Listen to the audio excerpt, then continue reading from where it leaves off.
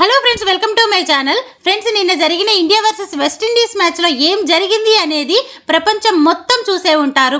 నిన్న జరిగిన మ్యాచ్లో సంజు శాంసన్ కనుక అడ్డుపడకపోయినా, ఈవెన్ సంజుని టీంలోకి తీసుకోకపోయినా, ఈ రెండిట్లో ఏం జరిగినా కూడా మన ఇండియా టీం అనేది వెనక్కి తిరిగి వచ్చి ఐపీఎల్ మ్యాచెస్ ప్రాక్టీస్ చేసుకునే పరిస్థితి నిన్న మ్యాచ్లో ఉంది. కానీ ఏ కోచ్ అయితే అతని సొంత గడ్డ మీద అతని కుటుంబ సభ్యుల ముందు కీపింగ్ కూడా చేయడానికి వీల్లేదని అవమానించాడో, ఏ కెప్టెన్ అయితే సంజుని టీంలోకి తీసుకోవాలా అని సర్కాజింగ్గా నవ్వాడో, వాళ్ళిద్దరి స్థానాలు ప్రశ్నార్థకంగా మిగిలిపోకుండా ఒక వారధిలాగా నిలబడ్డాడు సంజు. వీళ్ళిద్దరిని సేవ్ చేశాడు అనటంలో ఎలాంటి ఆశ్చర్యం లేదు. అంత గొప్పగా ఆడాడు. ఫామ్ అంటారు.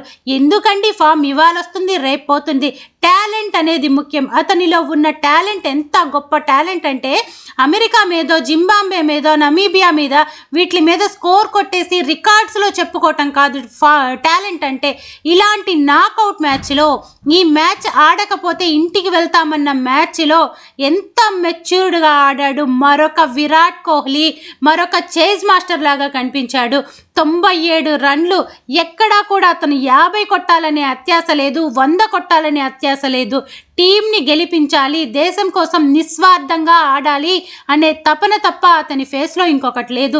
ప్రెజర్ని మెయింటైన్ చేయటం అంటే అంత ఈజీనా? కెప్టెన్సీ చేసినంత ఈజీ కాదు ప్రెజర్ని మెయింటైన్ చేయటం అంటే. అది కొంతమంది గొప్ప ప్లేయర్లకి మాత్రమే సాధ్యమవుతుంది. ఒక విరాట్ కోహ్లీ, ఒక ఎంఎస్ ధోని, ఒక సంజు శాంసన్, ఇలాంటి ప్లేయర్లకి మాత్రమే అది సాధ్యమవుతుంది. మరొక విషయం ఏంటంటే, ప్రపంచం మొత్తం కూడా సంజుని వ్యతిరేకిస్తుంది. అతను రన్స్ స్కోర్ చేయటం లేదంటుంది, కన్సిస్టెన్సీగా ఆడట్లేదంటున్నారు, ఇంకా అతనికి ఛాన్స్ ఇవ్వకూడదు అంటున్నారు. ఇలా ఎన్నో రకాల ఎలిగేషన్స్ తోటి అతన్ని కావాలని పక్కన పెట్టేస్తున్నారు. టీంలో ఎన్నో రాజకీయాలు చేస్తున్నారు అతని స్థానం మీద. హేటర్స్ విషయానికి వస్తే ఇంకా చెప్పనవసరం లేదు. కొంతమంది అభిషేక్ శర్మకి పిఆర్ లాగా మారిపోతున్నారు. ఎన్నెన్నో చేస్తున్నారు. కానీ ఎన్ని చేసినా, అతని మీద ఎంత హేట్రేట్ చూపించినా, అతని హార్డ్ వర్క్ని అతను నమ్ముకున్నాడు. ఇంత ప్రెజర్ని కూడా పక్కన పెట్టి తనని తాను నమ్ముకున్నాడు. తన టాలెంట్ని మాత్రమే నమ్ముకున్నాడు. ఇలాంటి ప్లేయర్స్కి దేవుడు ఎప్పుడూ సపోర్ట్ చేస్తాడు. అది ఎలాంటి సపోర్ట్ అంటే, ఒక బంతిని నువ్వు ఎంత గట్టిగా విసిరి కొడితే అది అంతే బలంగా తిరిగి వస్తుంది. అదే సంజు శాంసన్ విషయంలో జరిగింది.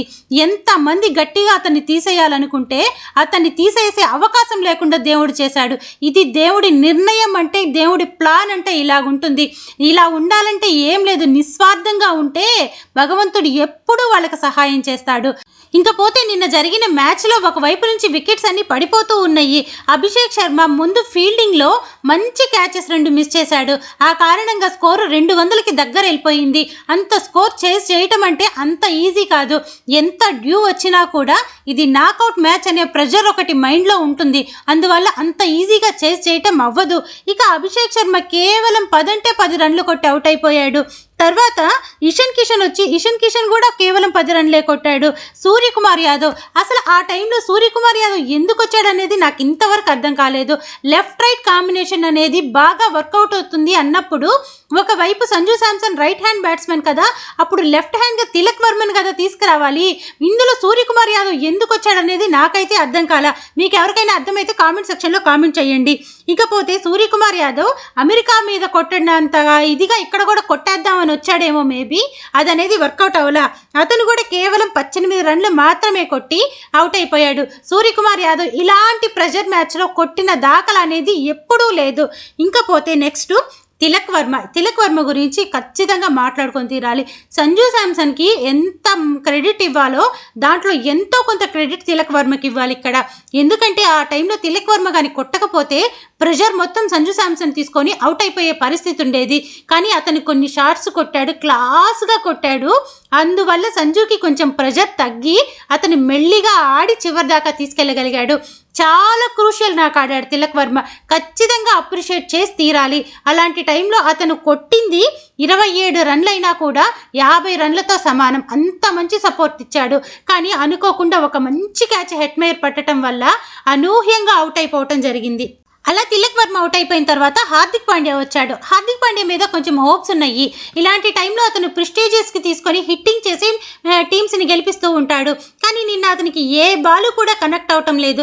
చాలా స్ట్రగుల్ అవుతున్నాడు కొట్టడానికి. సంజుకి సపోర్ట్ చేస్తున్నట్టే ఉంటున్నాడు కానీ కొట్టలేకపోతున్నాడు. అలా కేవలం 17 రన్లు మాత్రమే కొట్టి అవుట్ అయిపోయాడు. అప్పుడు కొంచెం టెన్షన్ అనిపించింది, ఇట్లా అయిపోయింది ఏంటి అని. కానీ శివం దూబే వచ్చి ఆ టైంలో కొన్ని షాట్స్ కొట్టాడు. ఎంత హెల్ప్ అయిందంటే మనం గెలవటానికి అవి ఖచ్చితంగా మాట్లాడుకొని తీరాలి. అప్పటికి అతను అవుట్ అయిపోయిన తర్వాత హార్దిక్ పాండ్యా కొంచెం ప్రెషర్లోకి వెళ్ళిపోయింది. ఇంకా అయిపోలా, ఈ ప్రెషర్లో సంజు అవుట్ అయిపోతే ఇంకా పరిస్థితి ఎలా ఉంటుందో అని భయం వేసింది.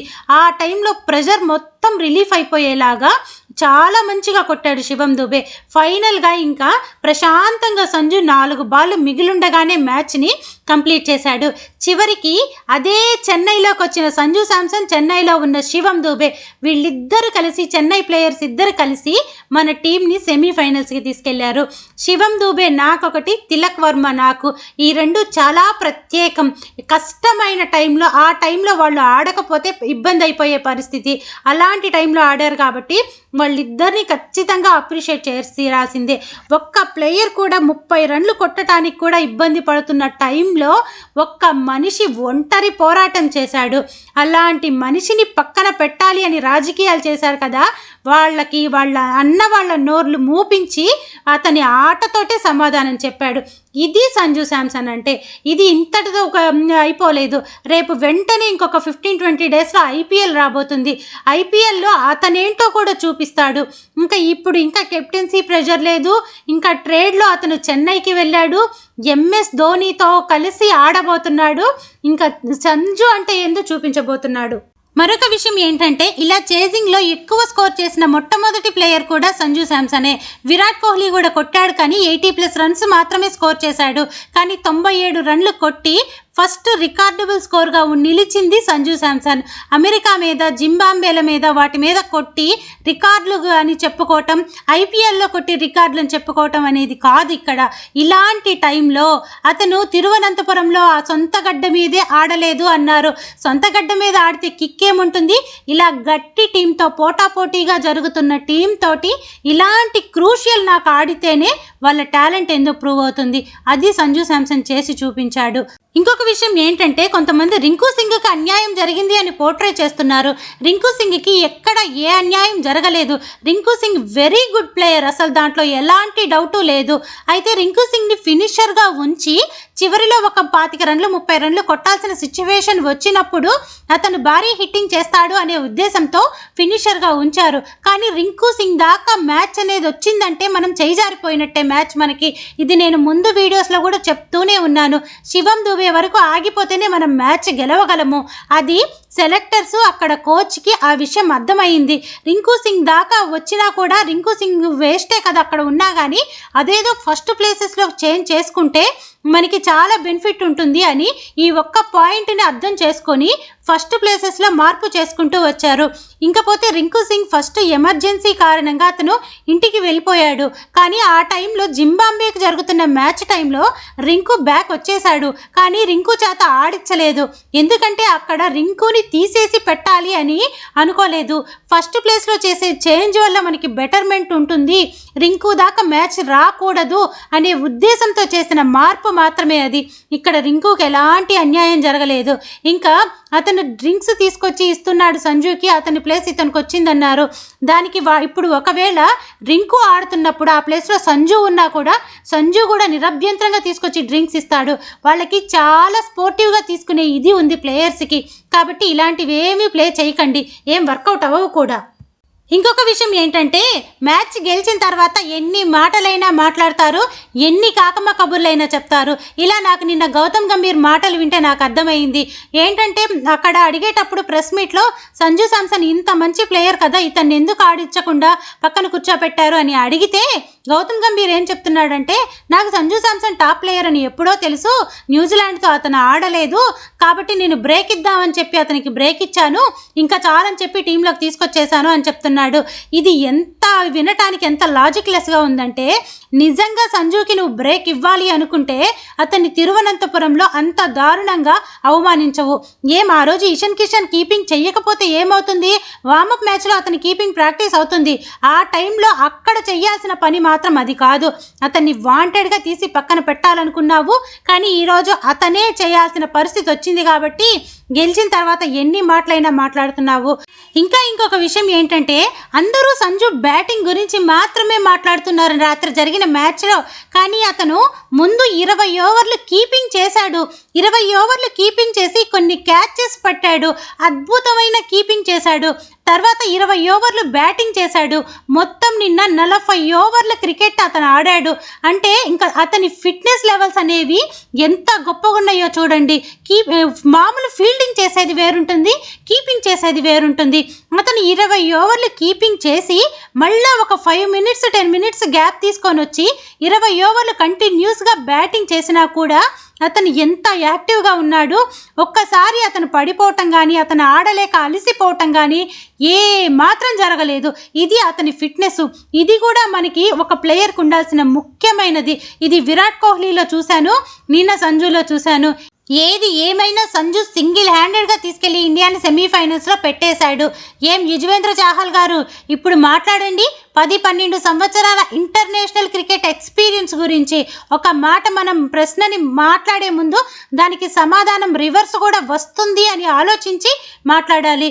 అది ఒకవేళ సంజు శాంసన్ గారి ఆ ఎక్స్పీరియన్సే లేకుంటే నిన్న ప్రెషర్ మెయింటైన్ చేసేయటం అంత ఈజీ కాదు. టక్కన వికెట్ పడిపోయేది, టీం కష్టాల్లోకి వెళ్ళిపోయేది. ఎక్స్పీరియన్స్ అంటే ఏంటో అనేది ఇలా ఉంటుంది. కొంచెం పేషెన్స్తో వెయిట్ చేస్తే కాలం అన్నిటికీ సమాధానం చెప్తుంది. అది నిన్న సమాధానం చెప్పింది. ఇంకా ముందు ముందు ఐపీఎల్లో కూడా చూస్తారు. నీకు ఎగనెస్ట్గానే సంజు ఆడతాడు. నువ్వు పంజాబ్లో ఉండొచ్చు, సంజు చెన్నైలో ఉండొచ్చు, కానీ అతని టాలెంట్ ఏంటో మరొకసారి కూడా నీకే చూపిస్తాడు ప్రత్యక్షంగా. ఇదే విధంగా మన ఇండియా టీం సెమీఫైనల్స్లో కూడా విన్ అయి ఫైనల్స్ వరకు వెళ్ళి మరొకసారి కప్ కొట్టి మనల్ని మనం ప్రూవ్ చేసుకోవాలి అని హార్ట్ఫుల్గా కోరుకుంటూ మరొకసారి కూడా సంజు శాంసన్కి హ్యాట్స్ ఆఫ్ చెప్తున్నాను. నేను చేసిన ఈ వీడియో కనుక నచ్చినట్లయితే మీ ఒపీనియన్ కామెంట్ సెక్షన్లో తెలియచేయండి. అలాగే సంజు ఆట మీకు ఎలా అనిపించింది అనేది కూడా కామెంట్ చేయండి. ఇంకా నా వీడియోకి లైక్ చేసి షేర్ చేయండి. మన ఛానల్ని సబ్స్క్రైబ్ చేసుకొని సపోర్ట్ చేయండి. Thank you.